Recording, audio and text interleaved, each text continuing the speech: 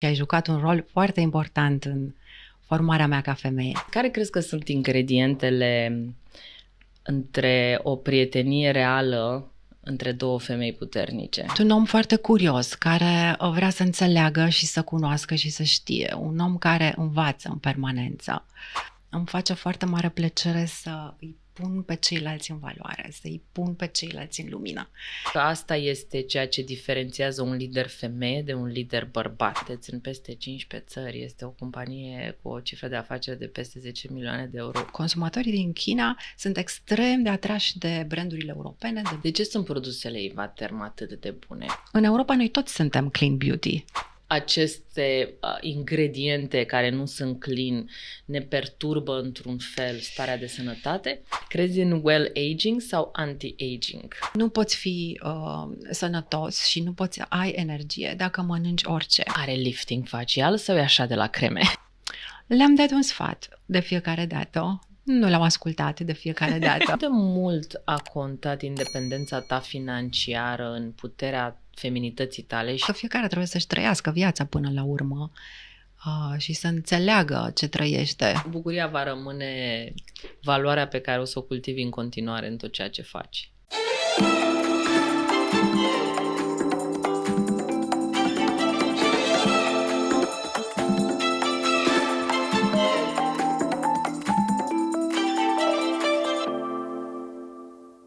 Azi, în The Feminine Podcast, vorbim despre frumusețe.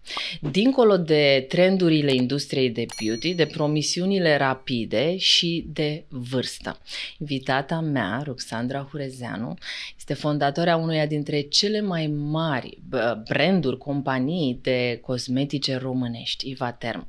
A reușit să construiască un business solid care e în creștere de foarte mult timp și vrem să-i furăm formula de succes și mai mult decât atât o filozofie a îngrijirii pielii care adună împreună știința, natura, dar și respectul pentru femeie. Bine ai venit, Ruxandra! Îți mulțumesc că ești aici astăzi! Mulțumesc pentru invitație, Oana! Noi suntem prietene de foarte mulți ani și ne-am cunoscut acum 10-15 ani când am venit pentru prima dată la cursurile tale și ai jucat un rol foarte important în formarea mea ca femeie. Vai, mă fac să plâng! Așa din prima, nu mă așteptam! Mulțumesc! Da, făceai seriile deschise în care adunai foarte multe femei, făceai meditații, chi walking și a fost un moment de conștientizare a noastră ca femei atunci când ne întâlneam pe vremuri și mă bucur că suntem încă și astăzi prietene. Suntem prietene de atât de mult timp, într-adevăr, și am cam schimbat câteva capitole de viață între timp. Da, așa e. Și chiar povesteam că ne-am întâlnit de curând la o cafea și ce înseamnă prietenie adevărată între două femei care se respectă una pe alta, pur și simplu, chiar dacă mai trece o perioadă de timp în care nu ne vedem, eu am fost plecată din țară o perioadă, sunt și acum, dar acum ne vedem mai des, totdeauna am pornit discuția ca și când tocmai ne-am părăsit acum 5 minute la o cafea. Care crezi că sunt ingredientele între o prietenie reală între două femei puternice? Care crezi că sunt ingredientele de succes? Secretul? Cred că e nevoie de afinități comune, de preocupări comune și de aceeași înțelegere a vieții și a întâmplărilor din viața fiecăruia. Și apoi mai e nevoie de sinceritate, de autenticitate, ca de fiecare dată. Și de umor. Noi râdem foarte mult. Tot timpul râdem. Da, sunt momentele în care vrei un sfat sincer, în care ești sincer, un moment în care te poți bucura cu celălalt, moment în care celălalt nu te judecă, momente în care poți să împărtășești și ce nu merge bine în viața ta și ce merge extraordinar de bine în viața ta. Și din cauza asta prietenii sunt puțini. Rari. Da. Uite, nu ți-am spus asta niciodată, dar te admir și cred că ești una dintre puținele femei pe care le cunosc, care are o mână de fier impecabilă, este un antreprenor și un vizionar redutabil Și, în același timp, ești de o feminitate debordantă după toate standardele frumuseții clasice, da? Deci Audrey Hepburn, Brigitte Bardot, ce vrei tu, da? Și ai fost așa dintotdeauna. Pentru că, repet, ne știm de foarte mult timp și te-am văzut în toate momentele tale. Ai crescut de la un punct încolo 2 băieți, ca mamă singură.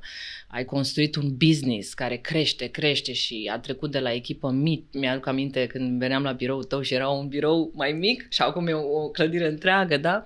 Ai trecut prin toate lucrurile prin care trece o femeie. Și tot timpul ai făcut-o cu foarte multă delicatețe și sensibilitate. Tu nefiind neapărat o persoană fragilă, ba din contră, adică ești un negociator cu sânge rece. Oamenii când te văd, nu cred că știu asta despre tine, e surprins de fiecare dată. Cum ai reușit tu să-ți construiești acest echilibru masculin-feminin? Cred că feminitatea e autentică atunci când ești în armonie între minte, corp și suflet. Atunci când ești sincer, atunci când nu mai vrei să pari altcineva decât ești, când ești bine cu tine, cu cine ești și atunci poți să fii sincer și autentic și de fapt asta e baza. Asta e baza, da. Da, și eu știu că tu ești o persoană foarte deschisă la minte, care poate, iar surprinzător pentru foarte mulți, faci dezvoltare personală de foarte mulți ani, ești la curent cu tot, ai făcut tot, ai înțeles tot, ai trăit tot. Le-am făcut împreună pe unele și ești foarte disciplinată în practica ta spirituală, deși nu arăți sau nu vorbești despre ea public și cred că ăsta este unul din secretele frumuseții și puterii tale, dar povestește-ne un pic mai mult despre parcursul ăsta al tău și despre felul în care el te-a ajutat și ți-a educat relația ta cu tine de-a lungul anilor și capitolelor tale de viață. Cum te-a ajutat să faci față divorțului, renașterii, puterii, succesului financiar, relațiilor cu oamenii, construcției, brandului tău, echipelor tale, navigării în țări și piețe pe care nu le cunoșteai, în limbi pe care nu le vorbești. Da, Arabia Saudită, China. Zi-ne un pic ce ai înțeles din tot exercițiul ăsta spiritual care te-a ajutat apoi ca antreprenor și ca femeie.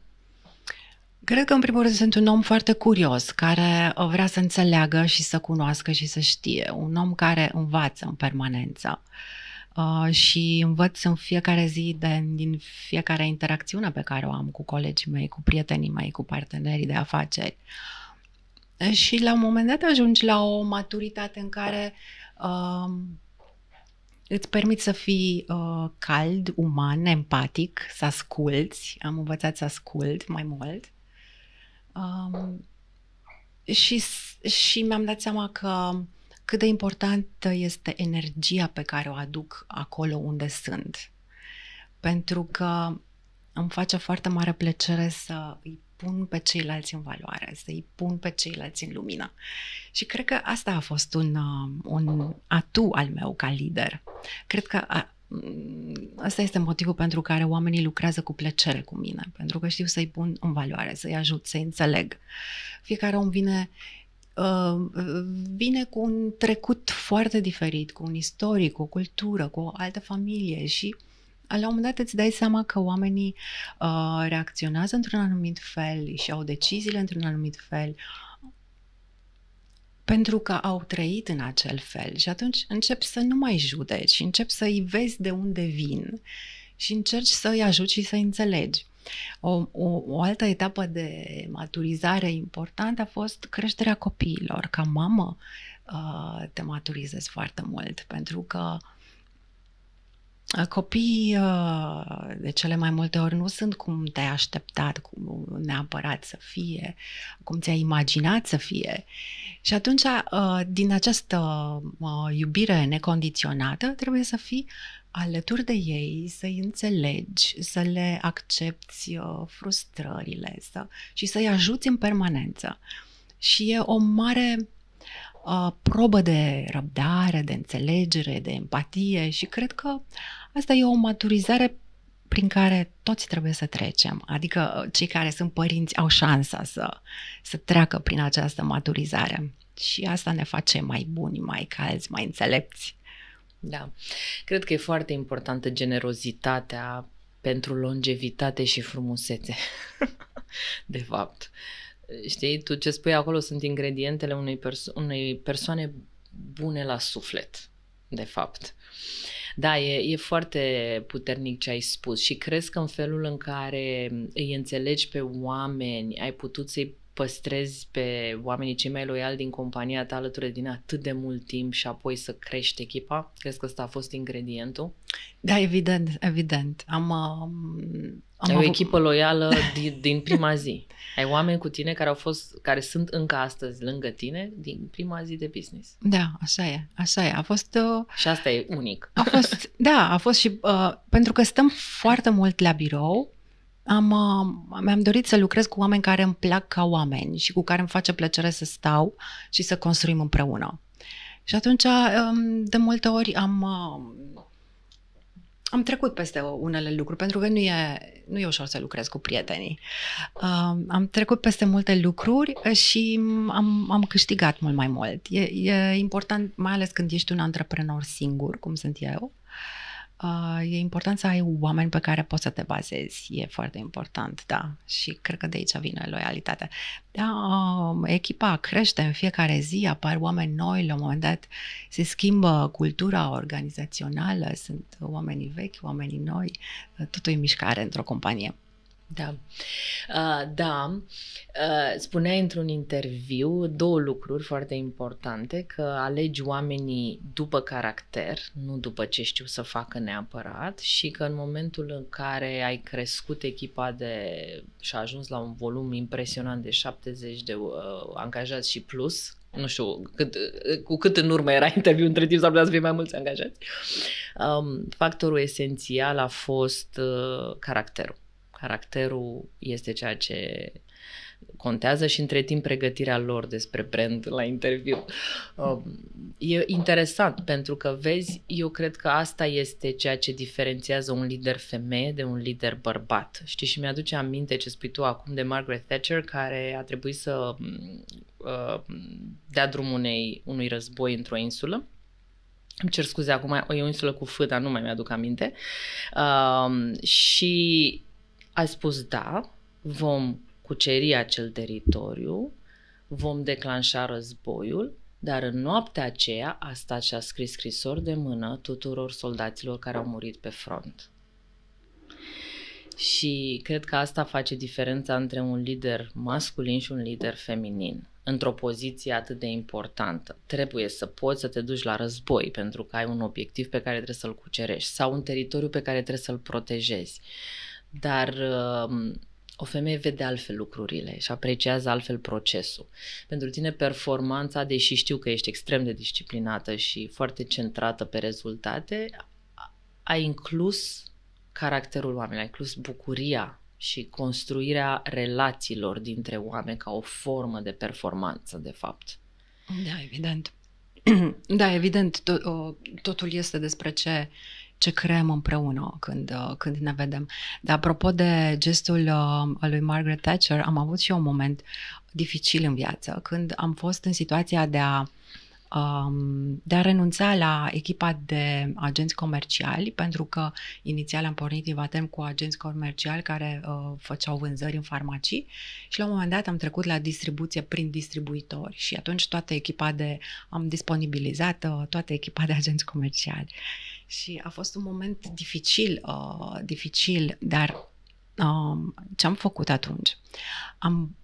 Am vorbit cu fiecare în parte și i-am făcut să creadă și să înțeleagă că pot avea un viitor mult mai bun în altă parte, că ei sunt foarte buni și că e doar o etapă în viața lor, e o decizie strategică pentru companie pe care trebuie să o luăm și că această etapă îi ajută să ajungă mult mai departe, unde de fapt ei merită să ajungă. Și toți cei 15 oameni au fost angajați în următoarea săptămână pe poziții mai bune. Wow! Incredibil! Pentru că le-am dat încredere. Wow! Și pentru că ai stat lângă ei și ai respectat pentru cine sunt ei ca oameni și i-ai și recunoscut pentru ce au făcut pentru tine. Vezi, asta este extraordinar. Poți să faci lucruri cu disciplină, cu bunătate, presărând lumină și muncind acolo la viziunea ta, fără să te războiești și să calci pe cadavre. Și clar. Se poate și așa. Se poate și așa. Se poate și așa. Povestește-ne despre succesul Ivaterm. Sunteți în peste 15 țări. Este o companie cu o cifră de afaceri de peste 10 milioane de euro în creștere. Cred că între timp mai mult. Și când ți-a venit ideea să ajungi în China? A fost o întâmplare. Și cât de provocator a fost, că oamenii nici nu știu cât de greu. Eu eram acolo când erai pe punctul să semnezi, nu mai semnai, tot. A fost o aventură că am ajuns în China. La Cosmoprof aveam un stand Ivaterm acum foarte mulți ani. Cifra noastră de afaceri era în jur de 2-3 milioane de euro. Și organizatorii Cosmoprof, pentru că le-au plăcut foarte mult brandul și standul, mi-au propus să particip la o misiune economică în China, împreună cu alte 10-15 branduri din Europa. Și cum aveam o companie mică, un brand mic, inițial am zis da, bineînțeles, după care peste o săptămână m-am răzgândit, am zis ce să caut eu în China? Și i-am sunat și am spus mai stau, poate vin anul viitor, nu sunt hotărât acum. Și atunci i-au zis, te luăm gratis. Nu trebuie să-ți plătești decât biletul de avion. În rest ai meeting-uri aranjate, cazare, masă, conferințe, tot. Trebuie doar să vii. Și atunci am zis, e o aventură! La bilet de avion și am ajuns în China. Și a fost o experiență foarte interesantă. Atunci am realizat că consumatorii din China sunt extrem de atrași de brandurile europene, de brandurile franțuzești, de brandurile românești. Nu prea știau bine dacă e brand franțuzesc sau românesc. Noi suntem un brand românesc, dar producem în Franța. Și toți mă luau de mână să-mi arate magazinele și farmaciile lor. A fost așa o atractivitate față de brandul meu incredibilă. Și așa am început, dar a fost o aventură pentru că China este o piață enormă și distribuitorul cu care și tu nu știi chineză. Nu știu chineză. Distribuitorul cu care inițial am semnat contractul mi-a făcut o comandă de 1 milion de euro. Cifra mea de afaceri era toată. Da, de 3 milioane. Și marfă plătită în avans și aveam o marjă de profitabilitate de 50% la comanda asta. Deci, sigur că am zis da. Și după aceea să faci exerciții, să primești abundența viața ta, nu? Și după un an de zile n-au vândut nimic. Da. Și m-au chemat acolo, nu știam de ce m-au chemat, am zis ok, acum ce decizie luați, vreți să continuați, vreți să renunțați? Și au zis, nu renunțăm, schimbăm managementul. Și au schimbat managementul și a început să meargă. Da, și așa a început aventura mea în China. Dar e frumos de câte ori mă duc în vizite la clienți, pentru că sunt foarte încântați să cunoască creatoarea brandului, să îmi primită cu covorul roșu.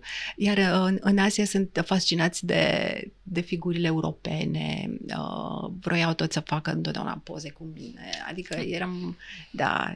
Erai o vedetă de Hollywood. Era frumos de fiecare dată. În fine, acum în pandemie ne-a mers rău în China și pentru multe branduri. Acum reintrăm din nou. Da. Forță, da. De ce sunt produsele Ivaterm atât de bune? Și nu îți fac promo, chiar sunt. Povesteam că la un moment dat, bineînțeles, în entuziasmul meu de a părea mai tânără deja, mi-am dat cu prea mult retinol pe față și mi-am ars fața și te-am sunat la un moment dat, zic, m-am trezit. Știi? Te-am sunat și am zis, uite, mi-am ars fața, ce fac? Și mi-ai trimis o cremă și am folosit mai multe lucruri. Da, spray-ul tău de la termală, cu apă termală și această cremă mi-a reparat fața. În câteva zile, în 7-10 zile deja nu mai făceam broponițe, adică și am folosit multe produse și folosesc multe produse, dar da, de ce sunt atât de bune? Pentru că sunt creată împreună cu cercetătorii francezi, sunt creată împreună cu medii dermatologi. Noi în companie suntem mulți medici. Avem o mare atenție asupra eficienței. Asta este parametrul de performanță la noi. Eficiența și siguranța pentru pacient. Astea sunt valorile brandului. Și da, pe de altă parte ne ajută faptul că suntem în farmacie, oamenii au mai multă încredere să cumpere în farmacie. Dacă ai acne, nu te duci în supermarket sau în Sephora să-ți iei o cremă, intri în farmacie. Și noi ne adresăm acestor patologii dermatologice simple, acne, rozacee, dermatită seboreică, dermatită atopică, și am creat o relație cu medicii care ne ajută și să formulăm mai bine și să îmbunătățim produsele noastre. Și e o muncă de mulți ani. Da, și ceea ce știu foarte clar că voi faceți și tu personal faci, chiar discutam despre asta, că te implici în continuare în discuțiile cu distribuitorul, cu vânzătorul, cu farmacista, cu clientul final, te duci pe raf să vezi cum arată produsul chiar și după atâția ani și cred că primiți feedback foarte clar și îl integrați în dezvoltarea produselor voastre de la client, nu? Adică sunteți în tot timpul conexiune cu clientul, ceea ce e extraordinar de important. Pacientul, îl numești tu. Da, pacientul, clientul. Da, e adevărat. E foarte important să-ți înțelegi consumatorii și asta poți să o faci mai bine atunci când ai contact real cu ei. Da. Eu dacă vreau să am o zi bună, merg să vorbesc cu clienții. Merg să vorbesc cu medicii, cu reprezentanții medicali de pe teren și sunt de fiecare dată uimită de poveștile lor. Da, fascinanți oamenii. Ce ați inovat în ultima perioadă și cum se întâmplă acest proces de inovație în industria de beauty? Zi-ne un pic, dă-ne din casă, care sunt trendurile bune. Da. Inovația în industria cosmetică e la îndemână. Ingredientele noi, ingredientele inovante sunt puse pe piață de laboratoare de cercetare și de formulare. Laboratoarele de cercetare prezintă la congresele, conferințele lor din industrie aceste ingrediente și brandurile le cumpără sau nu. Fiecare ingredient are un set de studii clinice de obicei. Și atunci suntem foarte atenți la ingredientele pe care le alegem, la concentrațiile ingredientelor, iar în Europa suntem foarte bine reglementați. Sunt foarte curate produsele în Europa, adică în fiecare an apar ingrediente care devin interzise, cum sunt parabenii, ftalații, oxietanolul, toate. Și atunci suntem obligați să ținem pasul cu reglementările și să reformulăm, ceea ce nu se întâmplă în Asia, nu se întâmplă în America. Din cauza asta a apărut în America conceptul de clean beauty. Clean beauty înseamnă fără anumite ingrediente care pot face rău, pot fi perturbatori endocrini. În Europa noi toți suntem clean beauty. Da. Toți suntem clean beauty. Și oamenii nu știu asta. Da, nu știu asta. Și nu apreciază, practic. Da. În Asia, la fel, acum există o tendință de creștere a produselor coreene, care sunt foarte bine formulate la nivel senzorial, la nivel de textură, dar au foarte multe ingrediente care nu sunt permise în Europa. Mi-aduc aminte că am primit acum recent un șampon de la o conferință Forbes și când m-am spălat cu el era ca o cremă care face spumă și am venit cu ea la birou și am zis, Doamne, fetelor, trebuie să reinventăm șamponul. Și când ne-am uitat pe etichetă, aveau toate ingredientele, era plină de silicon, de paraben, de ftalați, de sulfați, de lucruri pe care noi nu le punem astăzi într-un șampon. Da.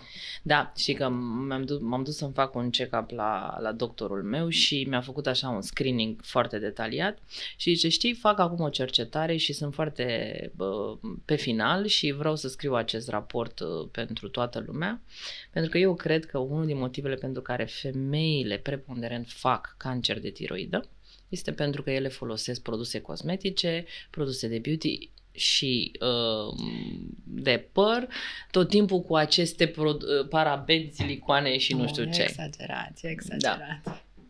Dar totuși, aceste ingrediente care nu sunt clean ne perturbă într-un fel starea de sănătate sau mai merge dacă e bine crema, dacă e bună crema? Nu e atât de grav. Ei sunt posibil perturbatori endocrini. Deci nu este documentat fiind... Nu. Iar multe din aceste ingrediente le găsim în mâncare. Le găsim sunt conservanți folosiți pentru industria alimentară. Deci dacă totuși le mâncăm, putem să le punem și pe față. Da. Care e diferența între produsele naturale, să zicem produsele coreene care sunt acum în mare vogă, și produsele clean? Produsele naturale e o categorie a produselor naturale organice care crește an de an, a început mai de mult, de acum 10-15 ani și crește în ce în ce mai mult. E un segment de piață pe care ei l-au ales. Noi am ales să fim eficienți și siguri. Pentru că atunci când vrei să ai un produs eficient, de multe ori nu poți să ai doar ingrediente naturale. E nevoie de chimie, e nevoie de biotehnologie. Și sunt ingrediente foarte performante care nu sunt 100% naturale. Sigur că vrem să fim cât mai naturali și produsele noastre sunt cu un grad noi spunem cu un grad mare de naturalitate, adică 80-90% natural. Da. Care e ingredientul magic pe care trebuie să-l punem pe față neapărat ca să rămânem tot timpul tinere? Apa termală herculană. Sau e o rutină? E o rutină. Sunt foarte multe ingrediente care sunt foarte performante acum. Acidul hialuronic e unul din cei mai cunoscuți ca un burete molecular care absorbe apa. Pentru că, de fapt, o piele sănătoasă are nevoie de hidratare, în primul rând. O piele hidratată e o piele fermă, tânără și corpul are nevoie de hidratare. Se măsoară astăzi și hidratarea corpului. Deci să bem multă apă, în primul rând. Da, să bem multă apă, dar nu întotdeauna apa pe care o bem ne hidratează, pentru că depinde de compoziția corpului. De exemplu, dacă ai o masă musculară mare, ai șansa să fii foarte bine hidratat, pentru că apa stă în mușchi, dar nu stă în grăsime. Dacă ai o masă musculară mică, nu o să fii bine hidratat niciodată. Din cauza asta e bine să facem sport cât mai mult și să avem o masă musculară mare. Asta ne asigură o longevitate și un corp sănătos cât mai mult timp. Da. Spune-ne de ingredientul secret, apa herculane, din toate produsele voastre și cu care voi sunteți unici pe piață. Apa termală herculeană are o mineralitate extrem de bogată în calciu, magneziu, mangan, zinc și din cauza aceasta este antiinflamatoare pentru piele. Am făcut multe studii clinice care au demonstrat efectul calmant, antiiritant pentru piele. De exemplu, după procedurile dermatologilor, microneedling, peeling, exfoliere, am aplicat pe jumătate de față apa termală herculeană și am măsurat la 5 minute roșața, edemul, iritația și toate au scăzut la 5 minute după aplicarea apei termale herculeane. De fiecare dată dovedim cu studii clinice toate claimurile noastre. Deci, da, e o apă extraordinară, apă termală herculeane. Am avut șansa să o găsesc și să o introduc în formulele noastre. Dar mi-aduc aminte că atunci când aveam 30 și ceva de ani când am început Ivaterm și am ajuns în Franța la un laborator care mi-a formulat primele produse. Și s-a uitat la mine pe lângă faptul că păream tânără și păream așa tânără, drăguță, m-au întrebat la un moment dat, mais c'est toi Ivaterm? Pentru că au văzut că iau toate deciziile pe loc, mais c'est toi Ivaterm? După care m-au întrebat, ești sigură că vrei apa asta în toate produsele? Și am zis, da, vreau apa asta în toate produsele.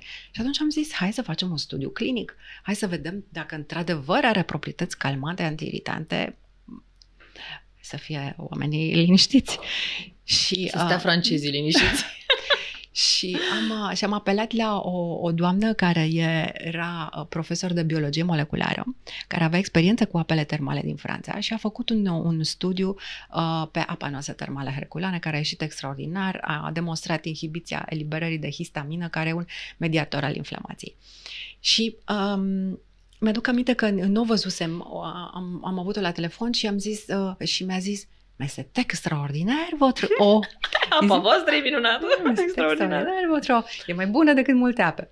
În fine, 6 ani după aceea, într-un târg, o întâlnesc pe Francine Joly și Alain, colaboratorul nostru pe cercetare, mă prezintă, me voilà, c'est Francine.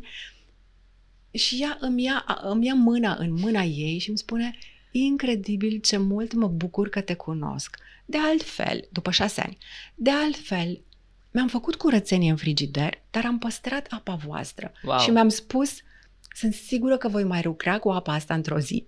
Wow! Da. Goosebumps. Incredibil. Deci nu e orice fel de apă. Da. Și o duci și peste hotare și acum toată lumea știe că e cu adevărat o apă specială. Da, de-abia aștept să se reabiliteze, să renoveze stațiunea herculeană, pentru că toți clienții mei vor să vadă herculeană, vor să vadă apă termală, vor să scalde în apă termală, da. Ce frumos. Crezi în well-aging sau anti-aging? Cred că sună mai bine well-aging. Și cred că da, e un termen mai folosit acum. Cred că e nevoie ca oamenii să înțeleagă că putem îmbătrâni frumos, că putem fi sănătoși foarte mult timp, dar e nevoie de un efort. Da, hai să vorbim de acest efort. Foarte devreme mi-am dat seama, medic fiind, că în corp totul e chimie. Și că nu poți fi sănătos și nu poți ai energie dacă mănânci orice. Cu atât mai mult peste 40 de ani, când nu se mai secretă de suficient de multe enzime, când procesele metabolice încetinesc. Și cred că e important să mănânci multe proteine, să mănânci fără carbohidrați, fără pizza, paste, dulciuri. Da. Fără lactate. Fără lactate, da, fără lapte în orice caz. Și e un efort. Sunt puțini oameni care sunt dispuși să facă acest efort, dar e obligatoriu. E obligatoriu. El e, de fapt, premergător unei sănătăți și a unei longevități, de fapt. Așa cum e important sportul. Sportul e foarte important să facem în fiecare zi. De exemplu, sportivii de performanță au corpul cel mai bine optimizat. Ei pot încerca orice supliment alimentar și pot să vadă imediat efectul. Reacția în corp. Pentru că corpul lor are un metabolism foarte accelerat, ei digeră foarte bine totul, foarte repede. Și atunci, da, vrem să fim ca ei, vrem să avem masă musculară. Asta e un indicator important de longevitate, masa musculară. Apoi, mai e important somnul. Da. În sfârșit, ieșim din cultura hustle și ni se dă voie să dormim. Da, ni se dă voie să dormim. Mulți oameni dorm prost, dar nu sunt capabili să facă acele câteva mici lucruri pe care trebuie să le faci ca să dormi bine. Adică să nu mănânci foarte târziu. Să nu stai pe telefon sau la televizor sau pe social media cu o oră înainte de somn. Trebuie să te pregătești de somn. Corpul trebuie să intre în acea rutină de relaxare înainte de somn. Da. Trebuie să ai grijă la temperatura, la saltea, la toate micile lucruri, la ora de culcare. E important să dormi înainte de 11. Este foarte important. Foarte important. Mai pentru ales că după 40 de corpul ani, se recuperează și se odihnește mai bine în primele ore ale serii. Și iese din starea de inflamație pe care a acumulat-o datorită stresului peste zi. Da, astăzi se vorbește despre epigenetică. Adică sunt foarte mulți oameni care când te văd că arăți bine îți spun: ai o genetică bună. Nu. Nu. Astăzi vorbim despre epigenetică. Epigenetică înseamnă lifestyle-ul pe care îl ai. ce mănânci, cum dormi, echilibru emoțional pe care îl ai. Cum te echilibrezi tu emoțional? Cum faci față stresului?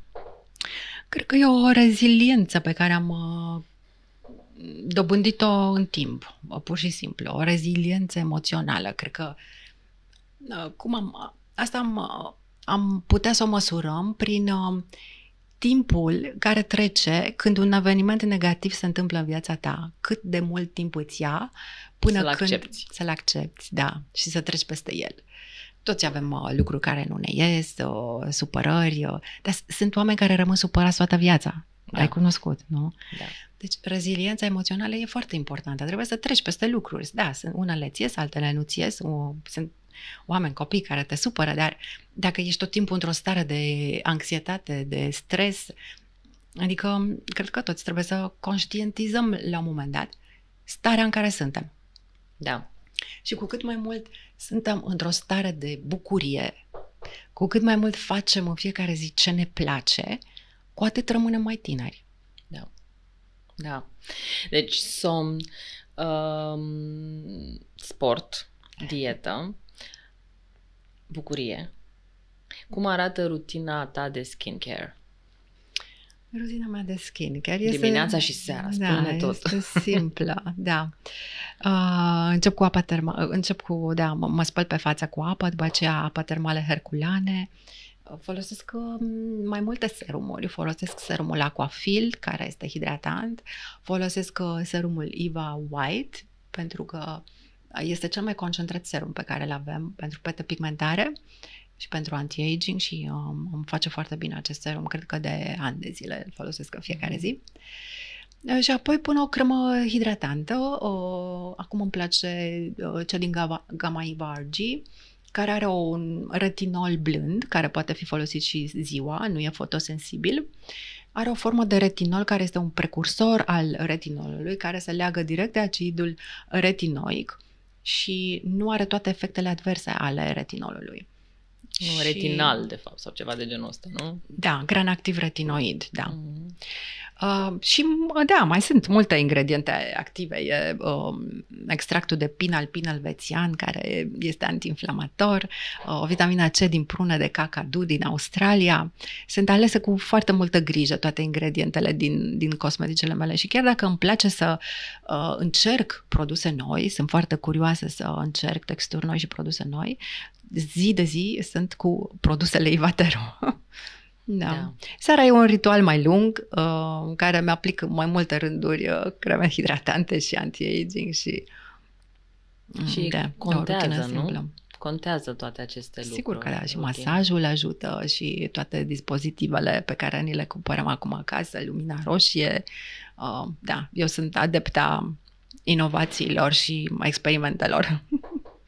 Întrebarea pe buzele tuturor de fiecare dată când vorbesc despre tine este: are lifting facial sau e așa de la creme? Pentru că toată lumea te admiră pentru frumusețea ta și pentru cât de fresh și young arăți și toată lumea e curioasă dacă ai lifting facial și ce părere ai despre asta. Nu am lifting facial, dar mi-aș face dacă aș avea nevoie. Eu sunt medic și atunci sunt foarte receptivă la tot ce înseamnă inovație în medicină și liftingul este foarte necesar. Am văzut femei care au ieșit complet dintr-o depresie lungă după un lifting facial. Da, e incredibil cât de important e pentru femei felul în care arată și e normal să fie așa. Feminitatea nu trebuie să fie doar conectată cu corpul fizic, dar corpul fizic contează foarte mult și când avem grijă și de el și de față și de cum arătăm, cu siguranță asta ne dă încredere în noi. Mai ales dacă te obișnui să arăți bine. Atunci șocul e mai mare când pielea începe să se lase. Pentru că, da, te obișnuiești cu tine în oglindă într-un fel și după aceea e diferit și asta e șocul la care trebuie să faci față și atunci apelăm la chirurgie estetică, la dermatologie, sunt foarte multe lasere pe care le fac pe toate. Da. Cum depășești frica de bătrânețe? Ai pățit treaba asta? Dăm sfaturi. Nu am timp să mă gândesc la asta. Cred că soluția e să nu te gândești la asta, chiar nu am timp să mă gândesc la asta. Sunt într-o etapă a vieții care mi se pare cea mai frumoasă. Deci, și chiar de ce? nu... Pentru că e o etapă de maturitate în care știu ce îmi place, ce nu-mi place, știu să-mi fac mai bine alegerile, cum vreau să-mi petrec timpul liber, cu cine. Interacțiunile mele cu oamenii sunt mai profunde, mai intense, mai bune. Totul e mai frumos. Cumva, totul e mai frumos. Și atunci când ai energie și când pui energie conștient în lucrurile pe care le faci în fiecare zi, viața e frumoasă. Contează succesul la care ai ajuns, faptul că copiii sunt mari pentru această stare de bine pe care o simți acum sau pur și simplu experiența vieții te-a adus aici? Sigur că sunt mulțumită cu parcursul meu profesional, dar nu cred că vine neapărat de aici. Eu acum, în fine, sunt antreprenoare și Ivaterm este o companie mare, dar înainte să am Ivaterm și să devin antreprenoare, lucram în industria farmaceutică, eram manager în industria farmaceutică, aveam un salariu de 2000 de euro pe lună și eram foarte fericită pentru că îmi făceam treaba bine, șefii mei erau mulțumiți de mine și eu eram perfect mulțumită și fericită. Nu e neapărat să fii antreprenor ca să fii într-o stare de bine, să fii într-o stare de mulțumire.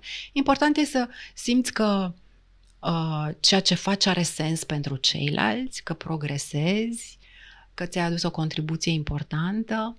Cred că asta ți aduce mulțumirea profesională. Iar în viața personală, sigur că au fost și momente mai grele cu doi băieți pe care i-am crescut și asta a fost o etapă de maturizare a mea. Acum sunt mari, au peste 18 ani și cumva încerc în fiecare zi să le spun: hei, aveți 18 ani, vă luați singuri deciziile. Pentru că sunt foarte apropiați de mine și sunt foarte... la curent cu toată viața lor și cu toate deciziile pe care le iau și câteodată mă băgați în prea multe detalii. Nu vreau să știu chiar tot. Luați-vă singur deciziile.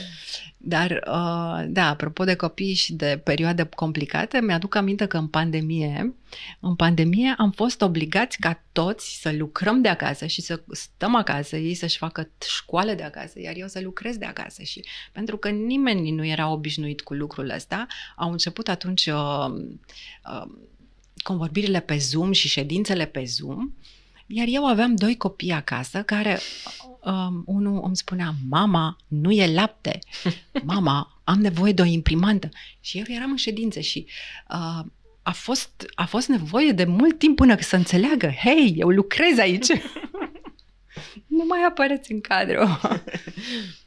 Da, au fost și perioade complicate. Da, nu e ușor cu copii, pentru că vrei să-i lași să-și aibă experiențele lor și maturizarea lor, în același timp nu te poți opri să le dai sfaturi.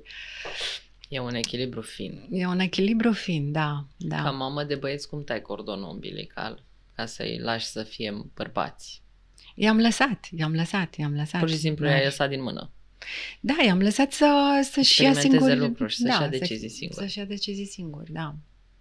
Și ai fost lângă ei să-i împuternicești să facă asta. Le-am dat un sfat de fiecare dată. Nu l-am ascultat de fiecare dată. Mi-aduc aminte că acum chiar recent Luca îmi povestea aventurile lui și situația din viața lui amoroasă și i-am dat un sfat și s-a uitat la mine și mi-a zis: îmi dai numai sfaturi proaste, nu te mai întreb. Și a plecat. Da, e bine când ai o relație apropiată cu ei, dar câteodată e prea mult. Spui, ok. Prea mult apropiere. Da. Și din cauza asta copiii parcă nu mai vor să plece de acasă, pentru că le e bine acasă. Știi, când au... E atât de frumos asta. Nu au părinți care au fost foarte severi cu ei și atunci se simt bine cu părinții și e mai bine acasă decât singuri. Deși tu nu erai vrea ca ei să plece de acasă ca să faci și tu lucruri. Uș. Zi-mi de feminitate un pic și în ce fel definești tu feminitatea. Ai spus că la un moment dat ai avut așa o experiență și emoțională și spirituală de redefinire a feminității. Povestește-ne un pic despre asta. Când mă gândesc la feminitate, mă gândesc la arhetipurile pe care tu le predai în cursurile tale și cred că fiecare femeie trece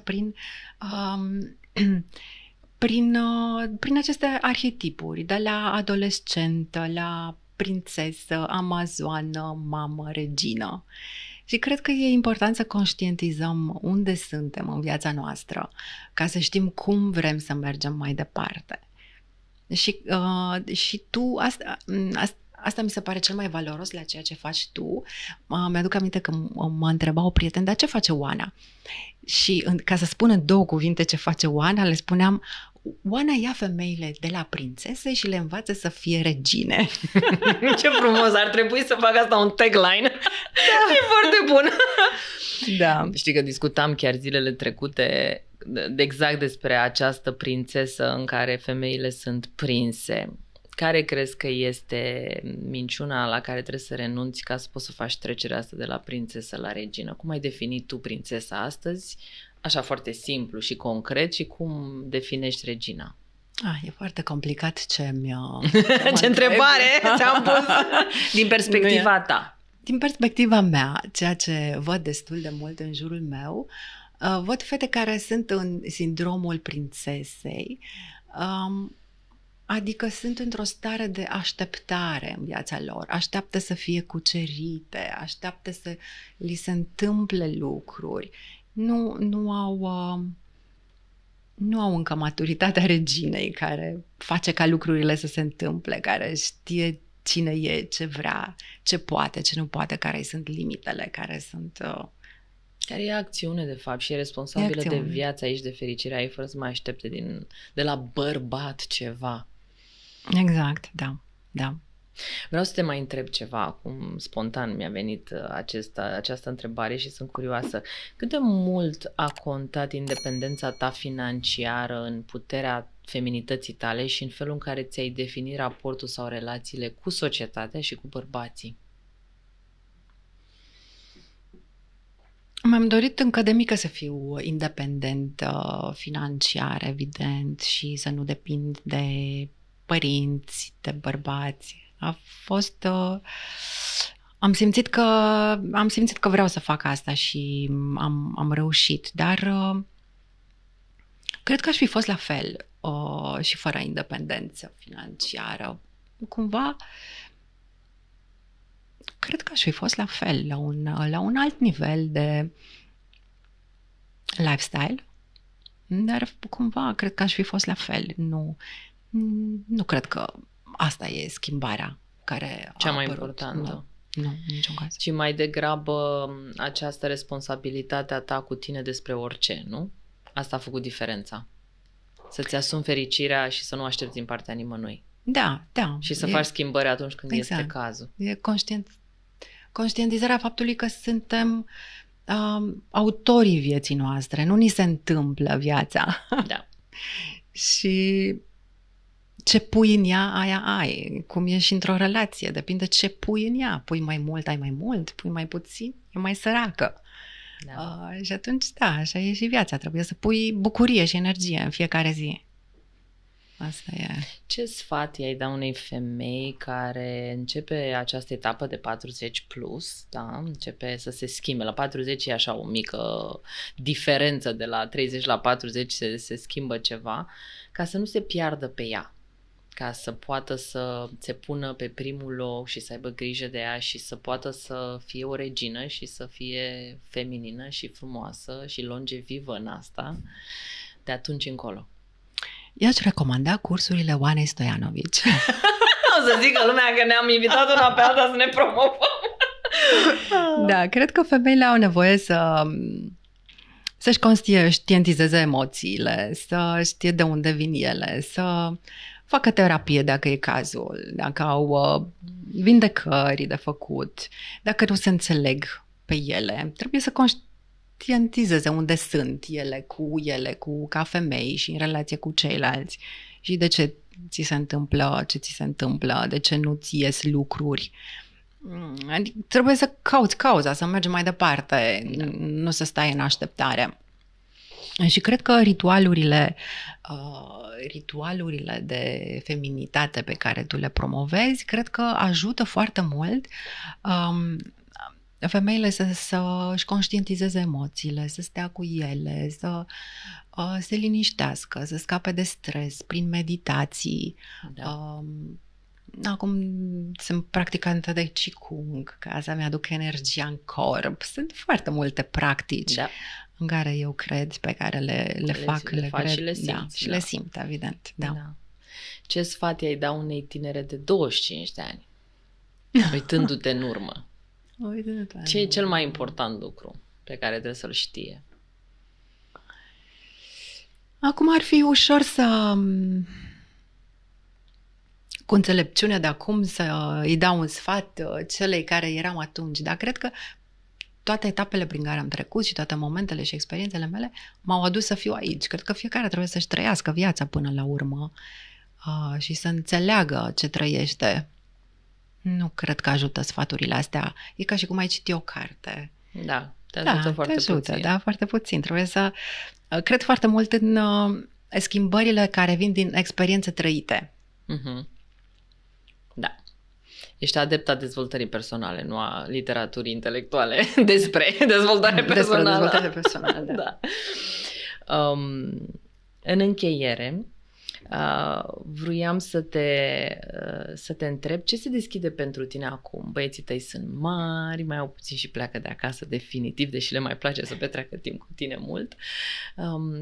Cum vezi tu orizonturile noi pe care vrei să le cucerești, și personal, și profesional? Ce se deschide pentru tine de aici încolo? Nu cred că e un prag acum. Cred că voi continua să fac ceea ce m-am făcut și până acum, să-mi construiesc business-ul. Astăzi, așa cum vedem cu toții, se schimbă foarte multe lucruri. Inteligența artificială face ca business-ul să se schimbe, lumea în care trăim se schimbă și asta e o mare provocare pentru mine și pentru companie și pentru tot. Eu găsesc un mare sens în ceea ce fac și vreau să continui să construiesc Chivaterm, pentru că am o mare... Viața mea capătă sens atunci când întâlnesc o femeie care îmi spune: crema ta mi-a făcut extraordinar de bine. Atunci când am colegi care vin cu bucurie la birou. Atunci când creăm lucruri noi și importante, relevante, inovații. Deci asta îmi dă foarte mult sens în viața mea și cred că vreau să continui să cresc Chivaterm. Sunt ambițioasă pentru viitorul acestei companii. În rest, da, vreau să fiu în continuare aproape de familia mea, de copiii mei. Viața mea personală e plină de prieteni pe care îi văd cu foarte multă plăcere tot timpul. Am o viață plină. Chiar ai o viață plină. Da. Și cred că bucuria va rămâne valoarea pe care o să o cultivi în continuare în tot ceea ce faci. Da, și secretul frumuseții tale. Mulțumesc. În încheiere avem un mic ritual. Încheiem fiecare episod cu o întrebare spontană din partea ta către mine și cu câteva rânduri pe care ți le dedicăm ție și pe care le poți citi. E o mică mulțumire și câteva rânduri pentru tine. Dragă Roxandra, îți mulțumesc pentru felul limpede și onest în care ne-ai vorbit despre frumusețe. Ea nu este un rezultat grăbit, ci un proces construit cu grijă față de tine și cu disciplină. Am înțeles de la tine că frumusețea nu vine din soluții rapide, ci din alegeri mici, cu mintea clară și cu respect pentru timp. Frumusețea nu se grăbește, se construiește cu mintea clară și disciplină. Cu grijă și adevăr, cu timp înțeles și rămâne. Foarte frumos! Mulțumesc! Mulțumesc! A fost minunat să te avem aici. Da, mulțumesc! A fost o conversație care mi-a făcut plăcere. Ai o întrebare pentru mine? O întrebare pentru tine? Da. Spune-ne ce ai învățat de la fetița ta, tu ca femeie, și ce ai vrea să-i dai ei ca viitoare femeie. Am învățat că e foarte important să oferi unui spirit, chiar dacă el e într-un corp mic, libertate să se manifeste și bucurie și răbdare vine cuvântul în română, în the silliness, știi? Adică fetița mea acum e uneori silly, nu știu cum să zic asta în română, se joacă ca un copil mic fără să însemne mare lucru, dar ea are un spirit artistic și dacă o lași și te bucuri de prostioarele pe care ea le face, la un moment dat desenează ceva incredibil, știi?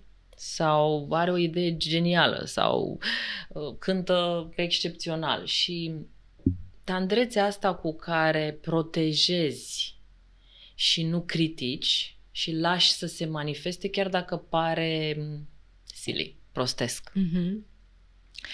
Și am învățat să mă relaxez când ea face prostioare și eu și să mă bucur de ele și e ca o relaxare completă. Deci în momentul ăla pur și simplu zic, ok, acum ea face o prostioară și eu mă pot bucura. Ce frumos! Da, și mă ajută în timp real să ies din stres. Asta cred că are o șansă extraordinară să aibă o mamă așa prezentă ca tine. Mă străduiesc. Un copil norocos.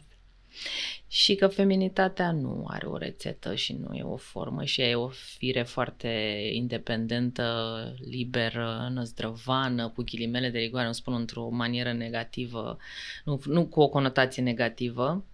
Și că nu există, și tu știi asta foarte bine și eu sunt la fel, nu există șabloane în feminitate. Poți să fii o amazoană feroce și ești la fel de feminină ca oricare altă femeie care doar este sensibilă și fragilă. Și asta aș vrea să știe, că e liberă să fie cum e ea și e tot femeie. Ce frumos! Bravo! Felicitări! Felicitări și ție! Mulțumesc mult pentru prezența! Mulțumesc și eu!